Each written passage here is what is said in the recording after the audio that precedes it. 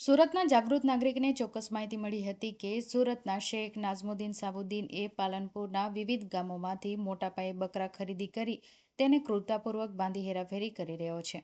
જે માહિતી આધારે ભરૂચ અંકલેશ્વરને જોડતા નેશનલ હાઈવે નંબર 48 ઉપર માંડવા ટોલ પ્લાઝા પાસે સુરત તરફ જતા માર્ગ ઉપર અન્ય મિત્રો જોડે આવી આ અંગે બી ડિવિઝન પોલીસ મથકે જાણ કરી હતી।